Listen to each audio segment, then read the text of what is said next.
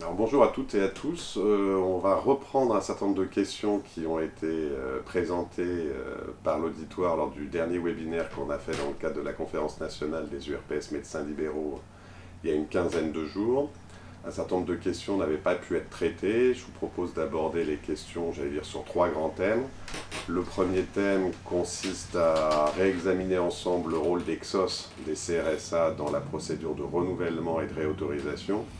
Ensuite, de faire un focus sur un certain nombre de questions qui ont été posées en radiologie interventionnelle et en radiologie diagnostique. Et enfin, d'aborder avec mon confrère Aurélie Gautrillo les questions relatives au traitement du cancer, à la chirurgie carcinologique et dans une moindre mesure à la radiothérapie.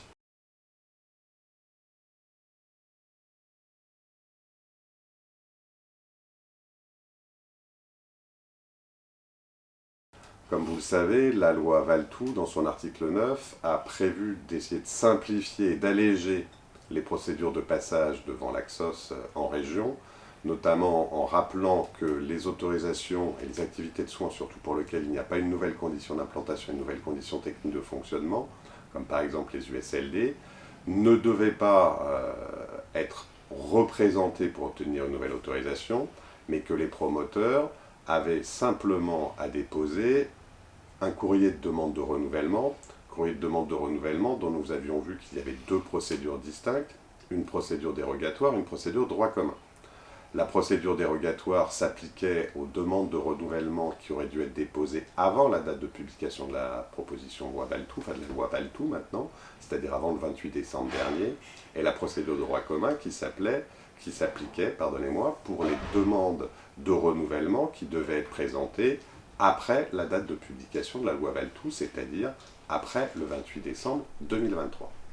S'agissant des simples demandes de renouvellement, je vous rappelle que l'AXOS n'a pas à rendre d'avis sur les demandes de renouvellement, puisque les demandes de renouvellement prennent la forme d'un simple courrier adressé à l'Agence régionale de santé, qui dispose, dans le cadre de la procédure dérogatoire, d'un délai de 4 mois après la clôture de la première fenêtre pour enjoindre ou non au promoteur de redéposer une demande d'autorisation, et d'un délai classique et traditionnel de 2 mois dans le cadre de la procédure de renouvellement de droit commun pour enjoindre ou non au promoteur de déposer une demande de renouvellement express. Donc concernant les renouvellements, la situation est très simple, l'AXOS n'est pas sollicité pour avis sur ces renouvellements. L'ARS a simplement l'obligation, au moins une fois par an, d'informer les membres de l'AXOS sur les décisions de renouvellement implicites.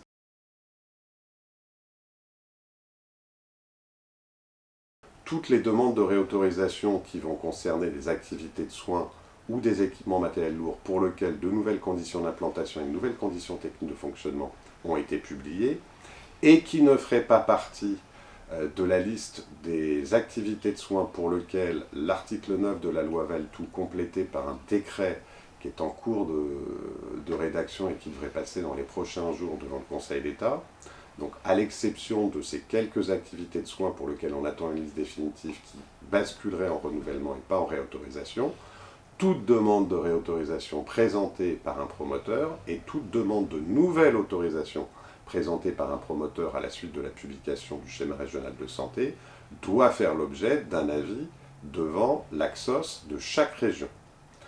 Alors on sait dans la pratique qu'un certain nombre d'agences régionales de santé se sont inquiétées du délai et de la durée des séances de l'AXOS compte tenu du nombre d'autorisations qui devaient être présentées et examinées en XOS. Donc, je vais me permettre de rappeler que si on peut comprendre la démarche d'un certain nombre d'agences régionales de santé, dont l'Agence régionale de santé de Bretagne, visant à alléger la durée de séance des différents XOS, je rappelle qu'au regard de la réglementation actuelle, et sauf texte contraire, qui à ce jour n'est pas prévu à notre connaissance, toute demande de réautorisation et toute demande de nouvelle autorisation doit impérativement faire l'objet d'un avis de l'AXOS. Avis de l'AXOS qui peut être précédé en fonction des règlements intérieurs des agents des XOS par un rapport qui devrait être présenté par un agent de l'Agence régionale de santé.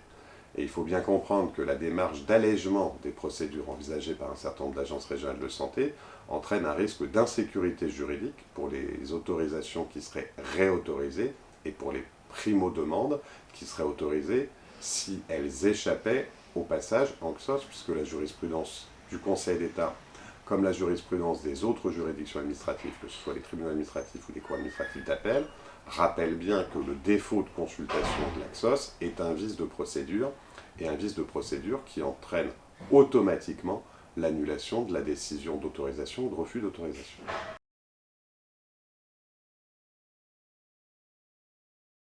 Alors d'abord une question qui est habituelle. Je rappelle que l'activité d'imagerie médicale, initialement qui prenait la forme d'autorisation d'équipements matériels lourds pour des scanners et des IRM, fait l'objet, dans le cadre de la réforme des autorisations, d'un double mécanisme d'autorisation.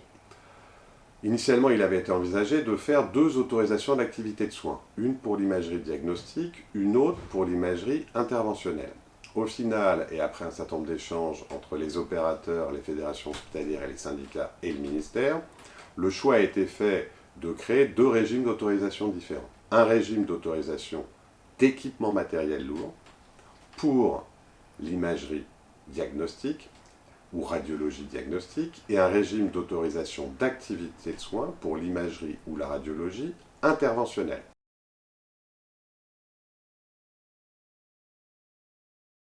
Néanmoins, ce qu'il faut relever, et c'était l'une des questions, c'est que le mécanisme d'autorisation d'équipement matériel lourd a été modifié avec la réforme. Initialement, on était autorisé soit pour un scanner, soit pour un IRM. Dorénavant, dans le cadre de cette autorisation d'équipement matériel lourd en imagerie ou radiologie diagnostique, le titulaire de l'autorisation aura la possibilité, sans intervention autre que l'autorisation initiale de l'ARS, de disposer de 3 machines. À partir du moment où ces machines sont mixées, c'est-à-dire que sur 3 équipements, j'ai au moins un scanner et au moins un IRM. Donc le principe est simple, dès lors qu'un établissement ou une société de médecins, un radiologue par exemple, sera autorisé pour une implantation en équipement matériel lourd d'imagerie diagnostique, ce titulaire pourra disposer sur site jusqu'à 3 machines sans avoir à demander l'accord préalable de l'agence sur ces 3 machines, et ces 3 machines devront mixer les équipements scanner et IRM.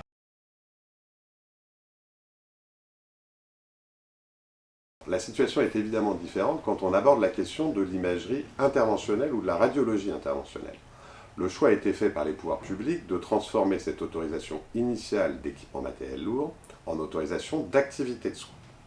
Autorisation d'activité de soins dans lequel on ne dénombre pas les machines, c'est une autorisation globale d'imagerie.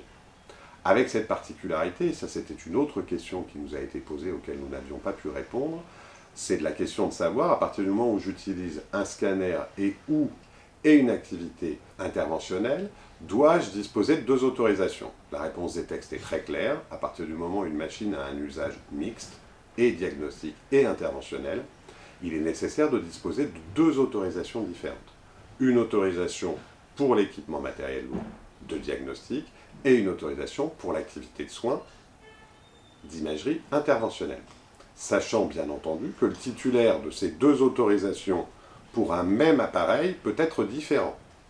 Dans un premier cas, il peut s'agir par exemple de radiologue ou une société de radiologues, et dans l'autre cas concernant l'autorisation d'imagerie interventionnelle, il peut s'agir d'un établissement de santé ou des mêmes radiologues. Avec une particularité que nous avions déjà soulignée lors du webinaire, c'est qu'autant il n'y a pas d'opposition à ce qu'un GIE puisse être titulaire d'une autorisation d'imagerie diagnostique, autant les textes sont très clairs. L'avis du Conseil d'État du 1er août 1995, repris dans un certain nombre d'instructions du ministère, est très clair. S'agissant de l'autorisation d'imagerie diagnostique, il est impossible à un groupement d'intérêt économique d'être titulaire de cette autorisation d'activité de soins. C'est pourquoi, dans le cadre, là encore, de l'article 9 de la loi Valtou, il a été prévu une disposition qui va être complétée par décret. Le projet de décret commence à circuler, permettant de prévoir que, à titre dérogatoire, parce que par rapport à ce que prévoit le Code de la santé publique, et notamment les dispositions de l'article L633.1 et suivants du dit Code, il sera permis à un groupement de coopération sanitaire de coopération d'être titulaire d'une autorisation d'activité de soins d'imagerie diagnostique sans prendre la qualité d'établissement de santé. On attend bien entendu la publication de ce décret qui, normalement, devrait intervenir dans le courant du premier trimestre 2024.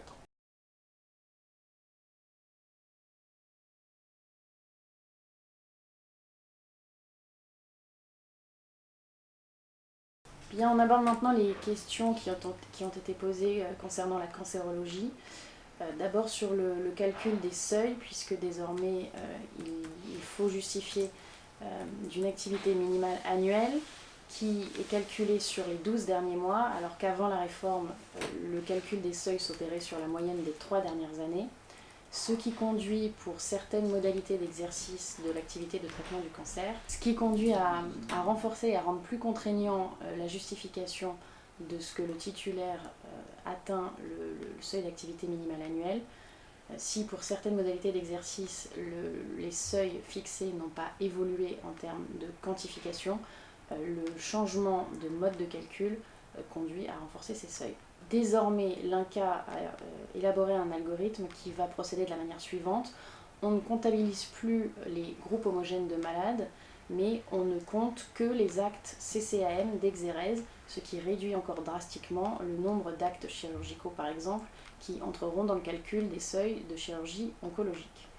Attention sur le nouvel algorithme élaboré par l'INCa, à ce stade, il ne prend pas encore en compte la différenciation entre les actes chirurgicaux qui relèvent de la mention A et les actes chirurgicaux qui relèvent de la mention B, qui est une mention dite complexe. Par exemple, si on considère la chirurgie oncologique urologique, mention A4 ou B4 en fonction du degré de complexité, le calcul des seuils va dépendre de la réponse aux 3 questions qui suivent.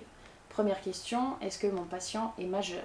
S'il est majeur, je passe à la deuxième question. Que mon diagnostic principal peut être classé dans la CIM 10, par exemple en urologie, un code C61 pour les tumeurs malignes de la prostate. Troisième question, est-ce que mon acte CCAM est classé dans les catégories d'exérèse abdominopelvienne, par exemple le curage lymphnodal iliaque par colonoscopie.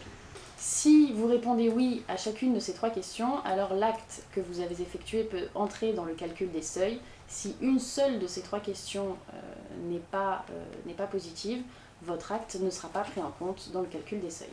Dernier élément sur lequel porter votre attention s'agissant du calcul des seuils, si vous êtes dans le cas d'une création d'activité, vous devrez justifier au moment où vous déposez votre demande d'autorisation d'une activité prévisionnelle égale au moins à 80% du seuil.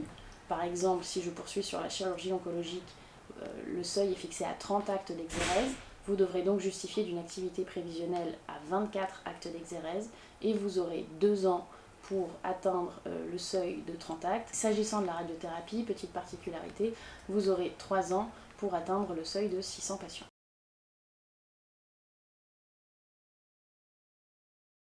S'agissant des RCP et de l'organisation territoriale, si votre établissement est titulaire de toutes les modalités d'exercice de l'activité de traitement du cancer, eh bien la RCP sera organisée en propre au sein de l'établissement. Si ce n'est pas le cas, vous devrez vous entendre avec les titulaires des modalités manquantes pour organiser une RCP conjointe.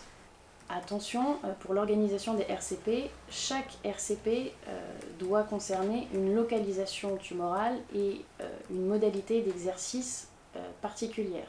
Je vous donne un exemple, on poursuit sur la chirurgie oncologique. Si l'établissement est autorisé pour la chirurgie oncologique urologique B4, il devra organiser une RCP A4 et une RCP B4. Pour chacune des RCP que vos établissements organisent ou auxquels vous participez, il faudra enfin s'assurer qu'elles sont toutes régies par une convention de fonctionnement qui prévoit les modalités de réunion, de participation, les modalités de quorum et les modalités d'enregistrement des dossiers en RCP.